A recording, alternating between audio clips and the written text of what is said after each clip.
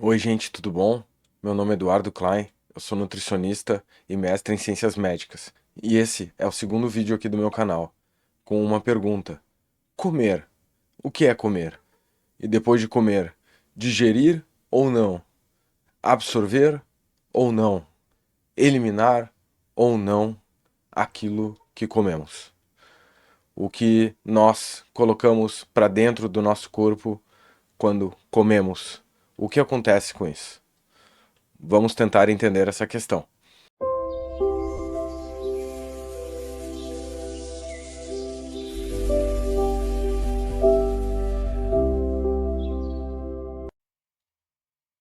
Então, pensando no início do processo de comer, antes de tudo, nós temos uma fase de estimulação sensorial, visual e aroma.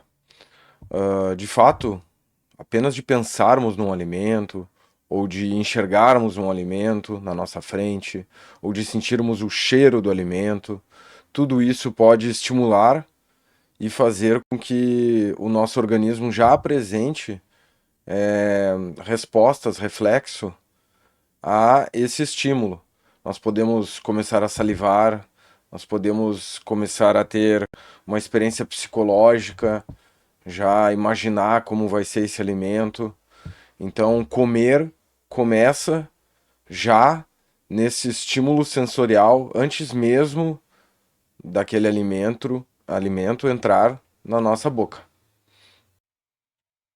É importante observarmos que se cores, alimentos coloridos, frutas, e determinados aromas chamam a nossa atenção, fazem com que fiquemos estimulados a comermos algum alimento, é porque nós temos adaptações fisiológicas, genéticas, ao longo de milhares de anos que se formaram.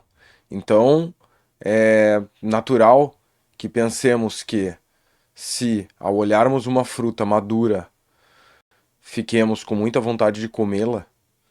Então, provavelmente esse comportamento já deve ser muito antigo na história da alimentação humana. Já estamos muito bem adaptados a nos sentirmos estimulados a comermos uma fruta, por exemplo. Bom, e daí nós colocamos o alimento na boca e ele entra em contato com a língua, com os dentes. A nossa relação em deglutição e mastigação, ela também pode ser estudada pelo fonoaudiólogo. A nossa relação com os dentes pode ser estudada pelos odontólogos, pela odontologia. E nós temos nesse ato de mastigar um contato do alimento também, enquanto ele é triturado pelos dentes, com a saliva. E a saliva ela já apresenta algumas enzimas digestivas.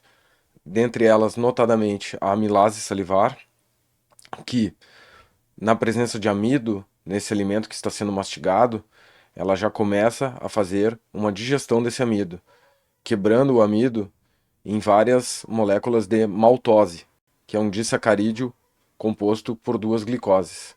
A amilase salivar já pode facilitar bastante a digestão antes mesmo do alimento chegar em porções posteriores do trato gastrointestinal, no intestino, por exemplo. Nós também temos um pouco de lipase na saliva, que também ajuda a degradar triglicerídeos, lipídios da dieta. Nós sabemos que microbioma existe em diversas regiões do organismo, virtualmente em todos os epitélios. Então, nós temos um microbioma intestinal e temos um microbioma bucal. E já existem trabalhos correlacionando a presença de certas bactérias no microbioma bucal à incidência de patologias que a princípio não pareceriam ter a ver com uma condição bucal, como por exemplo cardiopatias. Há uma correlação, talvez, alguma bactéria gram-negativa que produza os chamados lipopolissacarídeos, LPS, endotoxinas, que são resíduos das suas paredes celulares, são bactérias gram-negativas com uma parede celular espessa formada por lipopolissacarídeos, polissacarídeos grudados a lipídios, são moléculas que elas estimulam o sistema imunológico humano a ter diversas reações, reações inflamatórias dentro do organismo humano. Então, os LPS são conhecidos por isso e já existem trabalhos indicando a presença de algumas bactérias que produzem LPS no microbioma bucal humano. Bom, e então depois de mastigarmos com os dentes que a odontologia estuda e deglutirmos com a musculatura do nosso aparelho fonador e a musculatura do nosso pescoço, que são áreas de estudo da fonoaudiologia, nós mastigamos e o alimento passa por essa porção interna ao pescoço, que é o esôfago, e ele chega, passando pelo esfíncter cardio, dentro do espaço denominado estômago. Eu vou salientar uma coisa bem interessante, que na verdade o alimento, quando entra na nossa boca e até sair o resíduo, ser eliminado, o resíduo dele no ânus, ele não está dentro do corpo ainda. O que nós temos da boca ao ânus internamente é uma pele interna, um epitélio. Epitélio como nós temos a nossa pele externa, aquilo que está fora do nosso corpo, a nossa pele, mas nós também temos epitélio dentro dos pulmões, o lúmen pulmonar, nós temos epitélio pelo trato gastrointestinal, temos um lúmen, como se pudéssemos, lúmen, luz, colocarmos luz na nossa boca e sair pelo outro lado lá embaixo, porque não é meio interno do organismo ainda. O que está passando pelo trato gastrointestinal ainda não entrou no organismo. Já sofre ação de enzimas, de mastigação, de motilidade, há músculo liso em volta de todo esse tubo do trato gastrointestinal, o músculo liso que realiza as chamadas peristalses. E então esse movimento peristáltico faz o alimento, né, ou aquilo que o alimento está se transformando, passar da boca ao ânus e ainda não entrou no organismo. De fato, em vários trechos do trato gastrointestinal, as moléculas decorrentes da digestão, moléculas que já entram mais diretamente, já podem entrar no organismo. Embaixo da língua nós temos uma via de acesso farmacocinética, né, de administração de alimentos, é muito conhecido embaixo da língua que há uma absorção ali, há uma absorção já estomacal de algumas substâncias, né, a cafeína é absorvida notadamente a nível de estômago, mas grande parte da absorção das moléculas nutricionais, xenobióticos, enfim, se dá no intestino delgado. E ainda temos também a possibilidade de discutirmos, tanto de um ponto de vista fisiológico, ou não, do ponto de vista fisiopatológico, a absorção no cólon, né? Podemos dizer então que o cólon, como aprendemos nas aulas de fisiologia, só reabsorve água e minerais, mas e o metaboloma que está ali no cólon, né? Ele também pode ser absorvido, o cólon pode ter algum tipo de absorção maior do que o que conhecemos? Bom, então no intestino delgado, depois que o alimento passa pelo estômago, no estômago onde era um espaço ácido e tem a enzima pepsina e também a enzima lipase, no intestino delgado vai então haver na bile, no líquido digestivo secretado pelo pâncreas, vai ter a presença do íon carbonato, bicarbonato. Então já vai haver uma alcalinização daquilo que saiu do estômago e entrou no duodeno, que é a primeira porção do intestino delgado. E junto desse processo então de aumento do pH, né? O pH estava mais ácido, ele passa a se aproximar da neutralidade. E então nesse processo o suco pancreático também ele libera no lúmen do trato gastrointestinal, o alimento fica em contato com a tripsina, que é uma enzima proteolítica, uma enzima que quebra proteínas. As proteínas da nossa alimentação que são quebradas, são clivadas em peptídeos menores, trechos de proteínas menores, até o nível de aminoácidos, né, isolados, ou dois, três aminoácidos juntos um ao outro.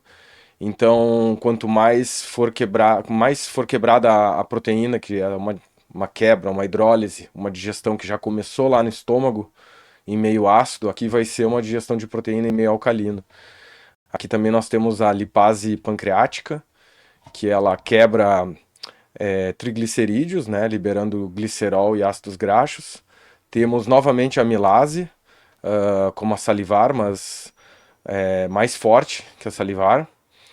Temos nas bordas do intestino delgado, nas células, nos enterócitos, a chamada borda em escova, porque quando se olha no microscópio um corte de intestino delgado, parece que tem uma escovinha ali.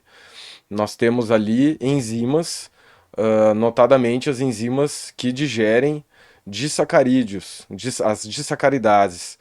Quais são esses disacarídeos? Nós temos a maltose, que ela é originada quando nós digerimos amido com amilase, são geradas moléculas de maltose.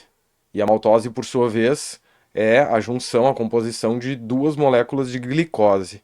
Então a maltase da borda em escova digere a maltose, liberando duas glicoses. Nós também temos a lactase, que digere a lactose, que é um disacarídeo, em galactose e glicose. Então, a lactase, quando a pessoa toma leite, ela produz lactase no intestino. A lactase vai digerir a lactose a nível de dois monossacarídeos que constituem a lactose, que são a galactose e a glicose. E ainda nós temos também a frutase, que digere. Perdoem, perdoem. Nós temos a sacarase, que digere a sacarose, que é o açúcar conhecido como açúcar da cana-de-açúcar, né, do caldo de cana. Ele é composto por uma frutose e por uma glicose. Então a sacarase digere a sacarose em uma frutose e uma glicose. Então nós temos essas disacaridades ali na borda em escova. E além disso, um importantíssimo líquido que é produzido ali naquele órgão verde ali da imagem, abaixo do fígado, que é a vesícula biliar. Este importantíssimo líquido com diversas funções que está presente no intestino delgado no processo digestivo, que é a bile. A bile ela funciona na digestão muito como um detergente, um emulsificante. Ela faz com que gotas, grandes aglomerados de lipídios, de gordura, se tornem menores essas gotas. É bem parecido com o efeito de um detergente lavando louça. Então as gotas lipídicas vão se tornando menores, isso vai facilitando com que haja uma reação dessas gotas lipídicas com a enzima lipase, que está de fato como proteína, como enzima, solubilizada em meio aquoso, em líquido aquoso. Então é necessário que a bile emulsifique, que a bile tenha este papel detergente em grandes aglomerados de gordura, de lipídios, para que a lipase digestiva consiga entrar em contato com esses lipídios da dieta e eles poderem então ser digeridos, quebrados, hidrolisados, para depois os ácidos graxos e o glicerol desses triglicerídeos possam ser também absorvidos. A gordura ela tem um processo digestivo bem complexo. É necessária a bile, é necessária a lipase e em quantidades adequadas para digerir gordura.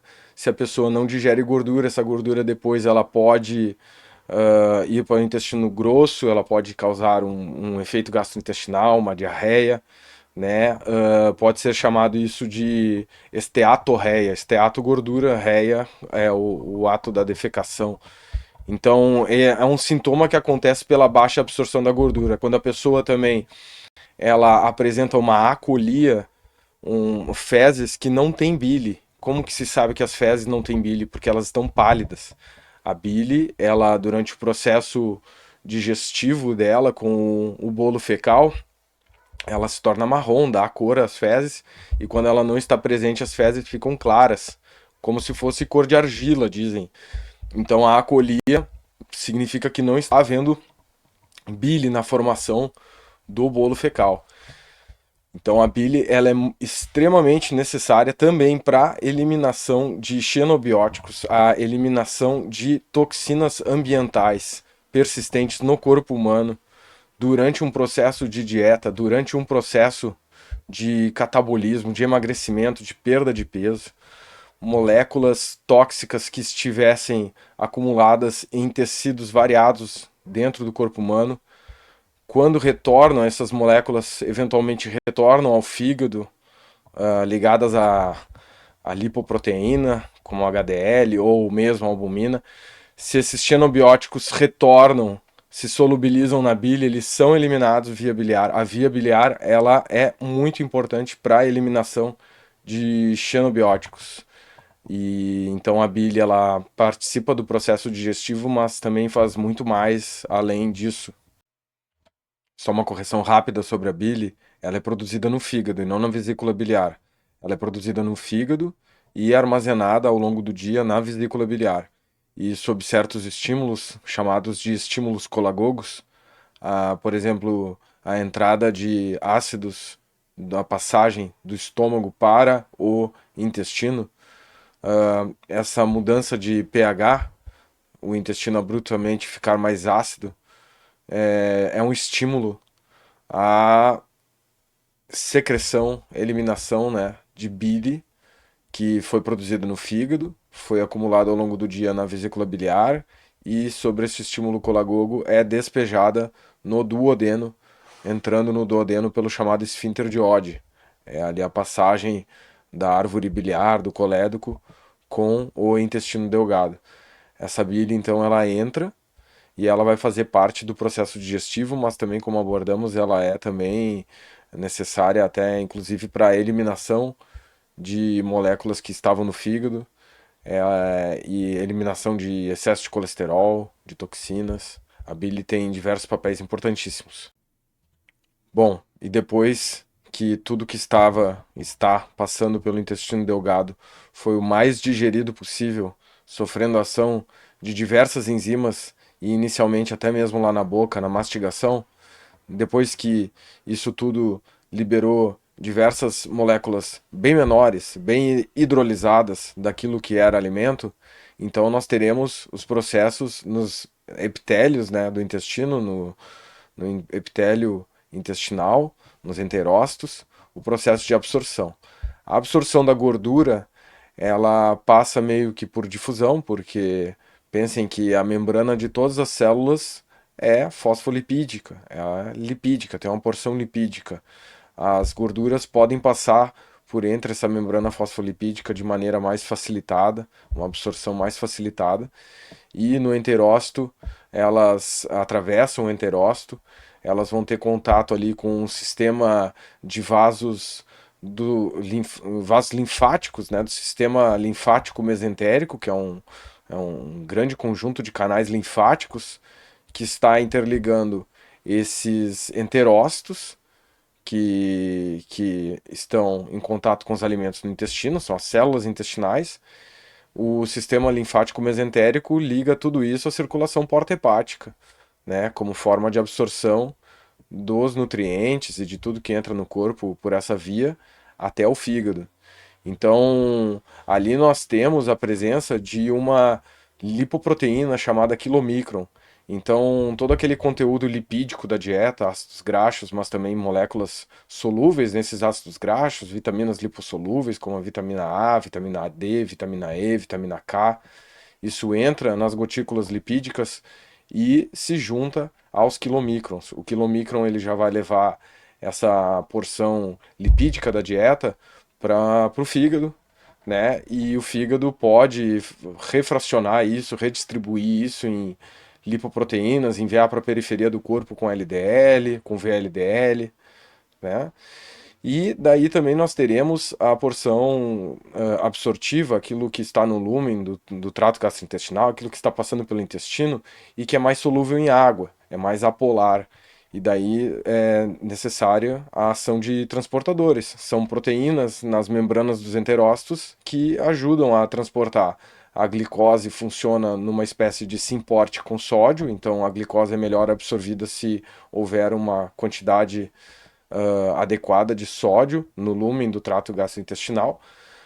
A frutose ela é absorvida por um glucose transporter, né, específico, e a galactose é absorvida pelo mesmo transportador da glicose.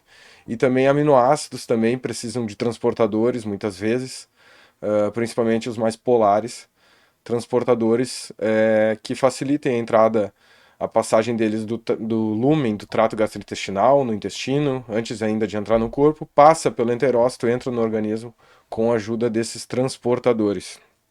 E aí se dá a maior parte da absorção do que entrou na nossa boca e passou pelo trato gastrointestinal.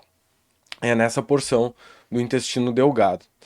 Depois disso, fibras, resíduos, coisas que a gente comeu que, por exemplo, uma fibra a gente não mastiga direito a ponto de triturar totalmente ela, a gente não digere a celulose de uma fibra vegetal.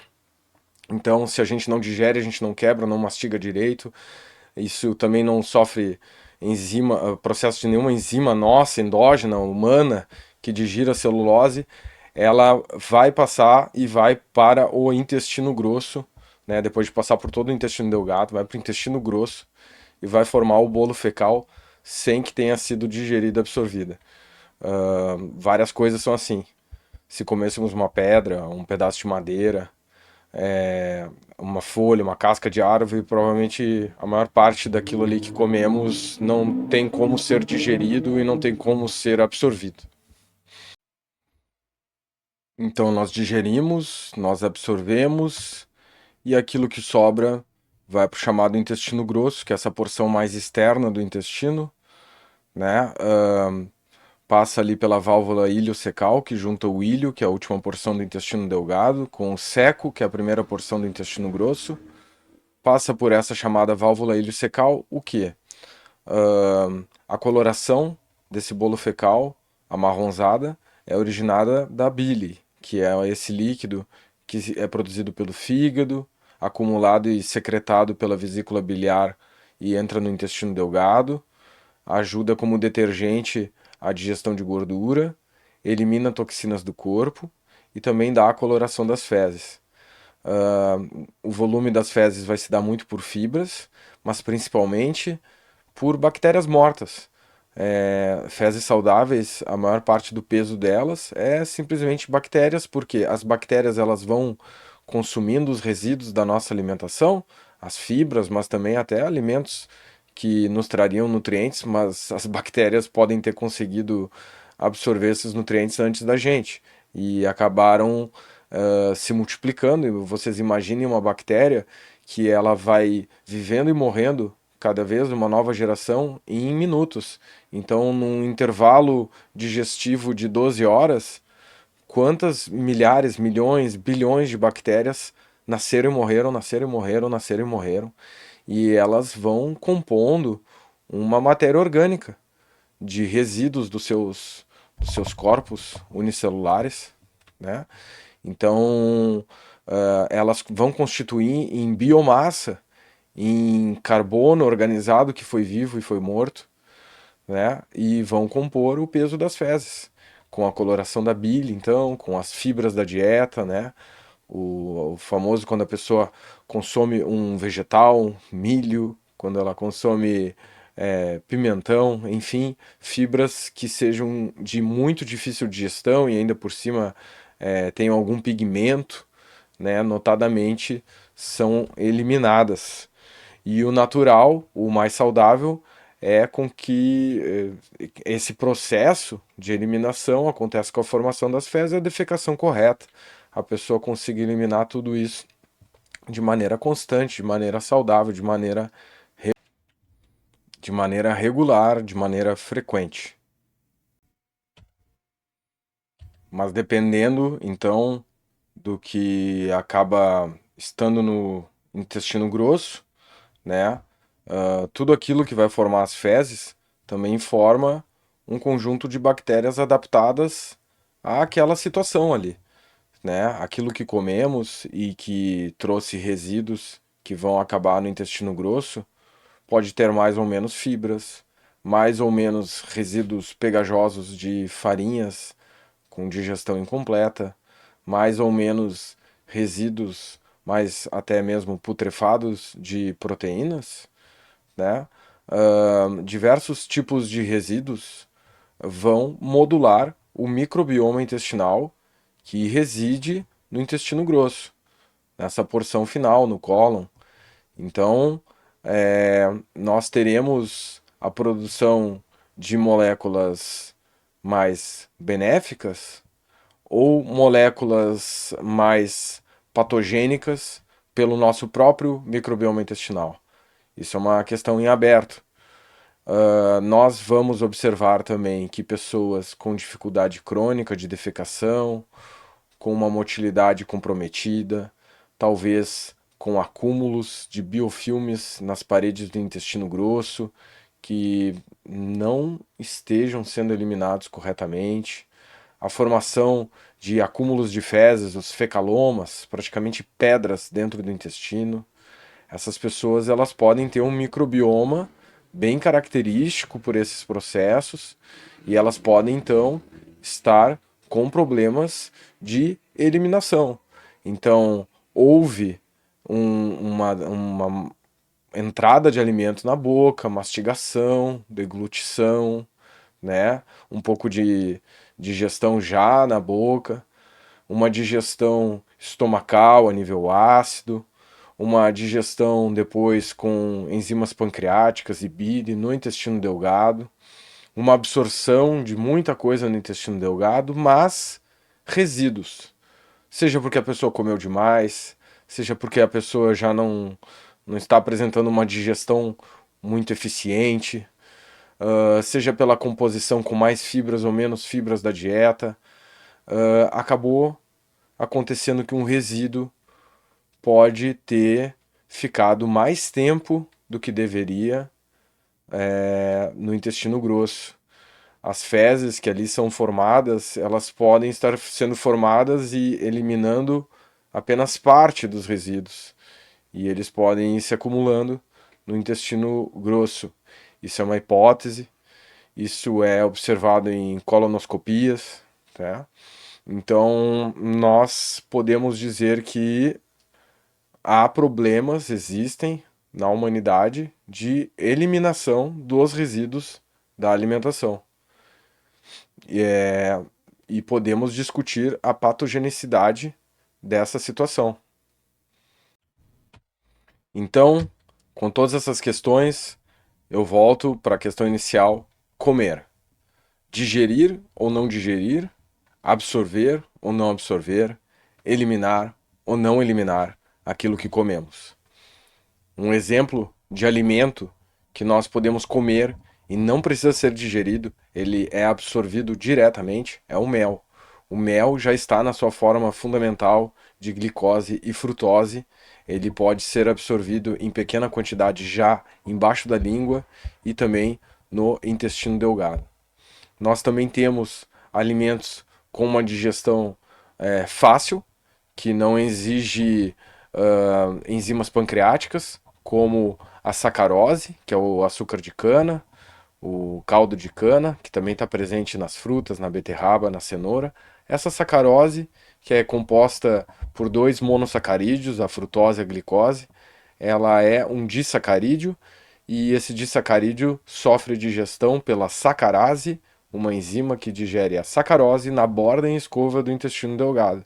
É uma digestão fácil e uma absorção também fácil.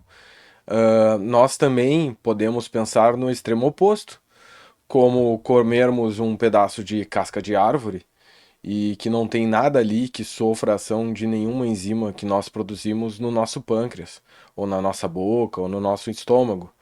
Então, essa casca de árvore ela não vai sofrer ação de nenhuma enzima, já vai ser difícil de mastigar também. Ela vai sim, através da peristalse, da motilidade do trato gastrointestinal, eventualmente passar pelo intestino grosso e vai ser evacuada. Mas ela foi eliminada e não teve nada que pudesse ser absorvido nisso. E também nós podemos observar quando comemos alimentos hiperpalatáveis, mas em excesso, nós podemos observar e nos perguntarmos se vamos conseguir evacuar, eliminar os resíduos dessa alimentação. O quanto disso pode ficar de certa forma, preso dentro dos nossos intestinos por questões físico-químicas, de o alimento ser mais pegajoso, menos pegajoso, uma disfunção de motilidade, mais ou menos fibras nessa alimentação. Então, nós temos essa questão se realmente eliminamos todos os resíduos daquilo que comemos. É isso. Agradeço a todos vocês que olharam mais esse vídeo. Em breve eu vou lançar aqui mais conteúdos sobre a ciência da nutrição humana. E até logo!